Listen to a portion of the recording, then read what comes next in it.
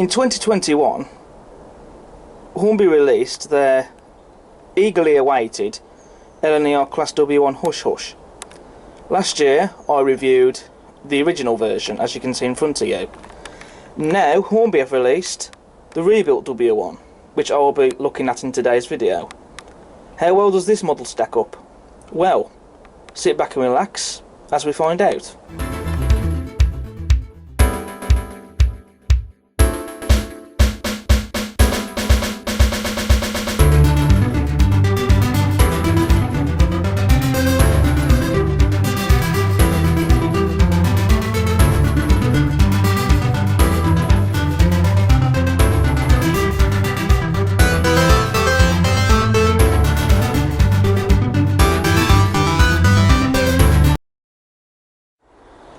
So hello everyone, and welcome back to the Class 47 Peter YouTube channel. And as I say, today's video is going to be all about the Hornby LNER rebuilt Class W1 Hush Hush, which this is the locomotive as it looked after it was conventionally rebuilt and was given the A4 styled streamlined casing. Now originally I didn't plan to buy one of the rebuilt W1s. I was just going to settle for the original stroke experimental version as it looked when it was first built, basically. But then after I started seeing photos of the decoration samples of the rebuilt W1s, and when I saw both the rebuilt and an original Hush Hush running around on our layout, that suddenly persuaded me into buying a rebuilt W1, and that's exactly what I ended up doing. And so I ended up pre-ordering a rebuilt W1 as well as the experimental version with its high pressure water tube boiler.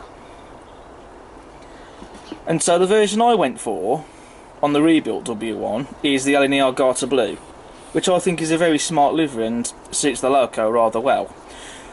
And I have been looking forward to receiving this, and it's just arrived in the post, so I'm not going to beat about the bush. I'm going to get straight into the unboxing and we're going to have a look at it on the layout.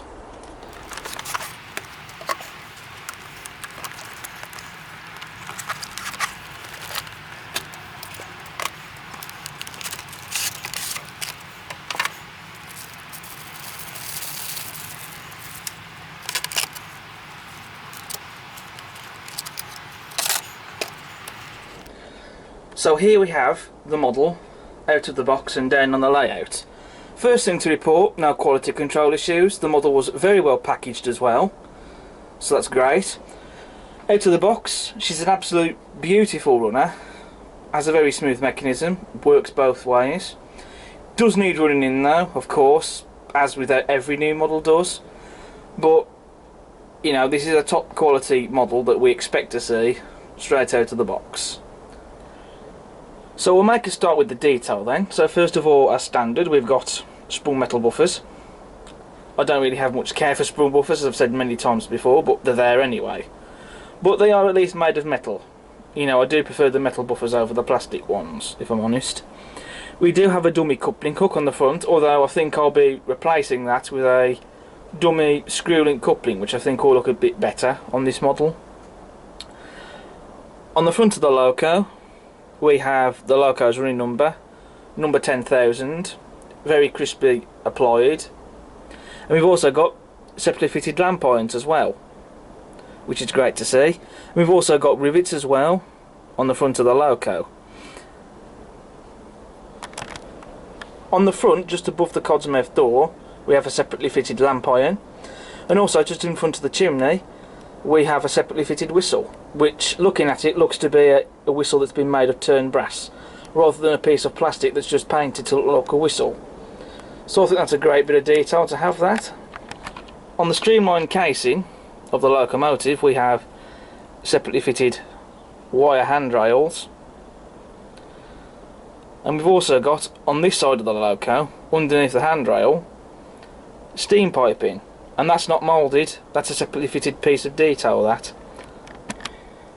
And also, just have a look at the attention to detail on the casing. You've got these latches on the casing. They don't open, but then again they don't really need to, but they are there. You've also got washout plugs as well, and there is some rivet detail as well.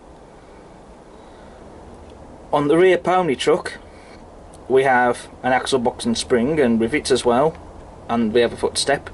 Now the trailing wheels on this, they are floating wheels, again like with the original Hush Hush. You do get flanged wheels supplied with the model, but apparently they're only to be fitted if you are going to have the model on static display. Whether or not it will be able to run with the flanged wheels on more gentle curves, I don't know, but the reason that they are not flanged is so it can go around train set curves, which some layouts do have. But to be honest, I don't really mind the wheels being floating wheels, to be honest, because at the end of the day the wheels are still there. It's still a 464 regardless. The way I look at it, the wheels are still there. And to be fair, when the model is running on the layout, you won't really notice that the wheels aren't touching the rails anyway. I mean, perhaps they could have made the wheels articulated like what Batman did with their A1s and A2s, but then would that make the model a bit more expensive perhaps? I don't know. But I don't really mind, to be honest, that the wheels on this are floating. Because at the end of the day, I'd rather have it so I can run it on my layout so it can go around the curves. Especially because this is a model that I really wanted. On the cab sides we have separately fitted metal handrails, and we also have glazing in the cab windows as well, which is always a pleasure to see. On the ends of the cab you also have cab doors. I now turn my attention to the cab interior detail, and I always love to see the detail on the back head of these models painted, because it just not only adds to the realism and detail, but it also, I think, brings the models to life. I mean, we've got the gauges, the dials, the regulator, the lever and all that pipework. It's all been painted, and the dials have printed detail on them, which is always great to see, rather than just them just being painted with no detail on them. They do look better with the printed detail on, I think. On the cab roof we've got rivet detail, as you can see. You've also got the safety valves, which they are made out of turn brass, and also the cab roof vents, they do open.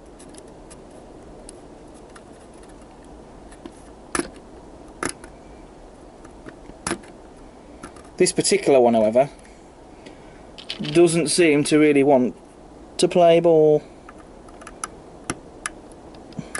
Well, there we go. I mean, they can be a bit stiff, to be honest. But, you know, it is a nice feature though, so you can have them either so they're open or shut. We now move on to the tender now. On the tender we have separately fitted metal handrails.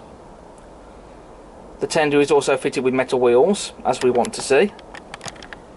On the tender frames we have axle boxes and springs, and some rivet detail. And also just under the tender there is a water scoop as well. The tender also has a removable coal load, which is a plastic coal load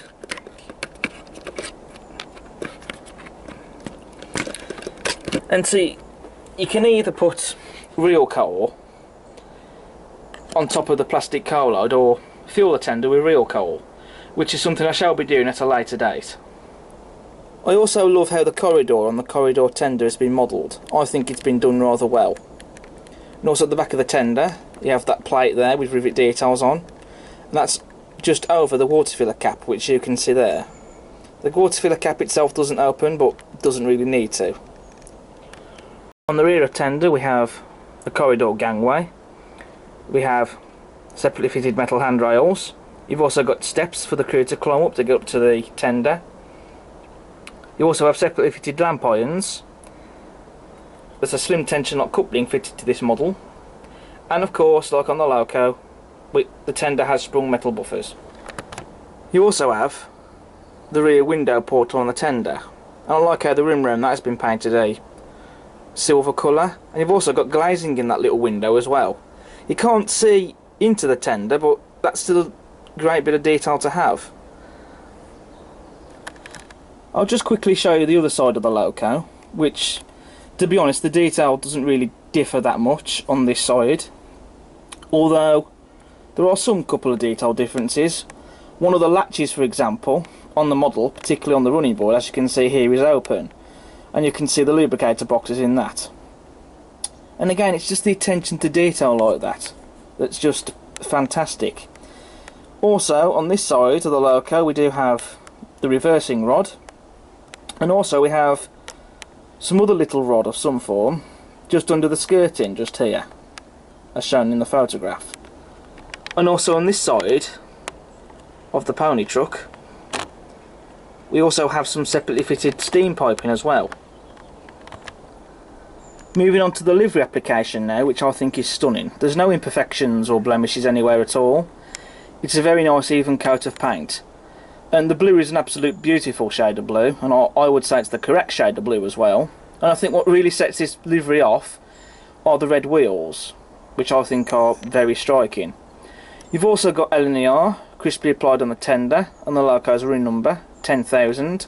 Correct style of numerals and font, and very nice and crisply and evenly applied. And also just look at the lining that goes around the front of the casing of the loco. That's very well applied, that is, and that just looks stunning. So I just thought I'd get out my original W1 Hush Hush and place it next to the rebuilt W1. And to be able to own both the original and rebuilt W1s and have them both together on the layout, it's just a dream come true, it really is. And I still have to pinch myself knowing that I own both of them. I mean, with the original W1 that got released last year, it was a bit controversial to say the least, because there were a number of people that received damaged models. Although Hornby have been repairing those models, and I believe people have started receiving them again. I don't know how good the repairs are, but you know, you have to turn around and give Hornby credit for turning around and repairing the damaged models, which I don't think was their fault. I think it's probably a case of rough handling in the post and possibly poor packing. But I received a fault-free model, and it still is a fault-free model, so therefore that was reflected in my own review on it. You know, it really is a stunning model, and as is the rebuilt W1. So in this video I'll get one final shot of the two together from this angle. I mean, wow. I mean, based on my experience with both models, I have to say that I think that these models are definitely up there with one of Hornby's best. Right, so I'm going to quickly run through the detail parts that I've added to this model.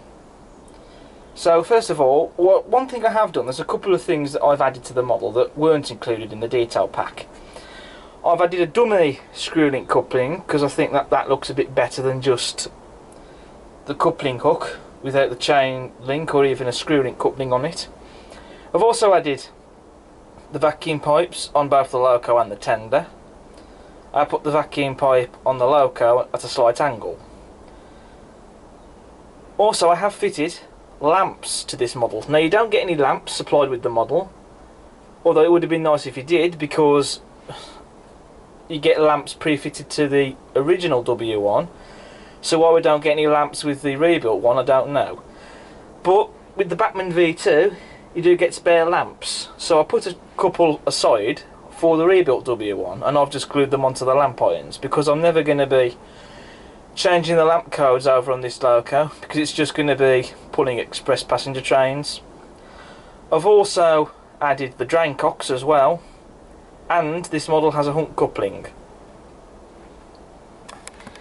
So to sum up the Hornby rebuilt W1, I think it's a superb model. I haven't heard anyone have any problems with this model yet, because a few people have already been receiving theirs. I've not heard any issues with them. I certainly don't have any issues with mine. It's a faultless model. I'm very happy with it. I'm glad that I placed a pre-order for the rebuilt W1, and it's just an absolute joy and a privilege to own both the rebuilt and the original W1s together on the layout. So I'm a happy man. So if this is a model that interests you and you're after a rebuilt W1, I definitely recommend it. I wouldn't go out and buy all the versions of the W1s because there's other models that I want to buy, but I'm happy to own an original and a rebuild, and I don't normally very often buy more than one model of a particular locomotive, like say for example Flying Scotsman. You know, I usually only stick with the one, but in this case, because the rebuilt W1 is an important piece to the history of the W1, that's why I went for a rebuild and an original. So thumbs up to Hornby for this one. I'm not disappointed. And so to finish off the video, I'm going to get this model running around the layout, hauling my rake of teak coaches. So thank you very much for watching my video on Hornby's rebuilt W1. I hope you've enjoyed it. If you like what you see, then please do subscribe to the channel. And also, smash the like button and feel free to check out all my other videos that I have on the channel. But until next time, take care. Goodbye for now.